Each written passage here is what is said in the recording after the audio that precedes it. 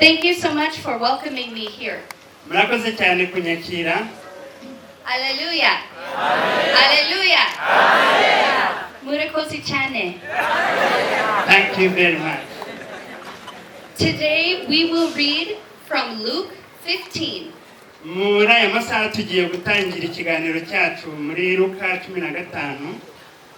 We will read the whole chapter, Ati turi bubanze gusoma igice cyose, but we will read it a little by little. noneho nyuma turi buze kugenda dusobanura gahoro gahoro. So, let us begin. Luke 15 verses Reka noneho 1 through dutangire 2. dusome, ufite ikinyarwanda yadusomera.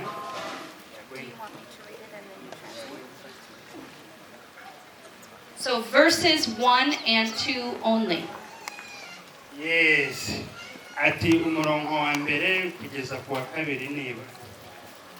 Luka igice cya 15 umurongo wa mbere n'uwa kabiri haranditswe ngo nuko abakoresha b'ikoro bose n'abanyabyaha baramwegera ngo bamwumve. Abafarisayo n'abanditsi barabyivovotera bati uyu yiyegereza abanyabyaha kandi agasangira nabo.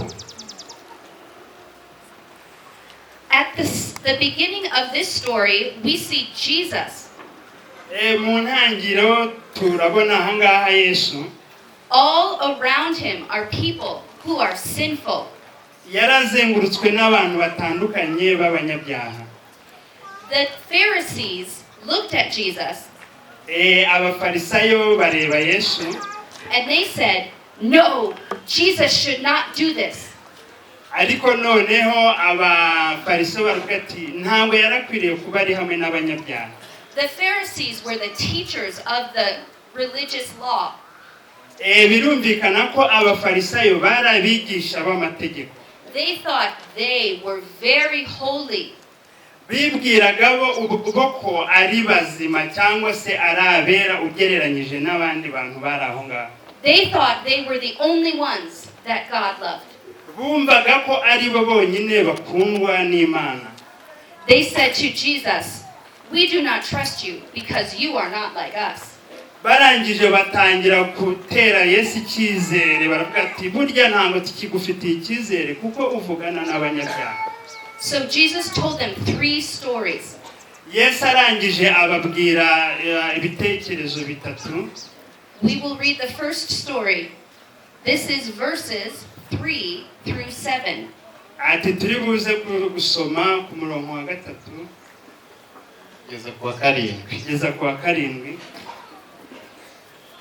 Abacira uyu mugani ati ninde muri mwe waba afite intama 100 akazimiza imwe muri zo ntasiga izindi 99 mu gasozi akajya gushaka iyazimiye kugeza ahari buyibonere?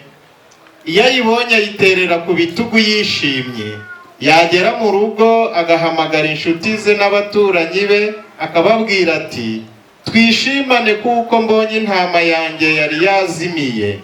Ndababwira yuko mu ijuru bazishimira batyo umunyabyaha umwe wihannye umurutisha abakiranutsi 99 badakwiriye kwihana. Amen. Amen. Sheep are very important to a shepherd. Intama ni itungo rifite agaciro cyane ku mwungeri. The sheep are his food. Kuko intama ari ibiryo by'umwungeri. Their wool, their hair brings him money to live. Ati intama ni itungo rikomeye cyane kuko ibirigize rifitiye akamaro nyiraryo. Hariho kuba baryogosha bagakuramo imyenda bakambara. So when a shepherd loses one of his sheep, ati niyo mpamvu umwungeri mu ishyo rye iyo atakaje intama imwe bimubabaza cyane. He does not say, "Oh well, too bad, I do not care." Ati Yesu ntiyigeze avuga ati intama imwe kubivuye mu zindi ibyo ntacyo bitwaye. He goes and he looks for his sheep everywhere. He is looking for this one sheep that is missing. atariko yavuye mu ishyo rinini agenda hirya no hino ashakisha iyo ntama yari yazimiye ngo ayigarure mu bishyo. Jesus is saying that God is like the shepherd. Tubwirwa neza ko Yesu Imana ari umwungeri twebwe tukaba intama. And we are like the sheep. Ati neza natwe turi intama imbere y'Uwiteka. When even one of us goes far away, ati umwe muri twiyavuye kuri Kristo Uwiteka ntabwo bimugwa neza. God will come to look for us everywhere, looking. ati Uwiteka agenda areba hirya no hino areba intama yazimiye kugira ngo ayigarure mu bushyo. And when the shepherd finds the sheep, he is very happy. ati birumvikana nk'umwungeri wabuze intama iyo agize amahirwe kayibona ayakirana igihunga cyinshi cyane akayigarura mu ishyo. When God finds us, he is very happy. ati ni kimena nuko natwe iyo Uwiteka tumugarukiye yishima cyane. Let us read the next story.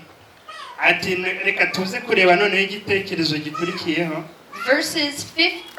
Luke 15 verses 8 through 10. ati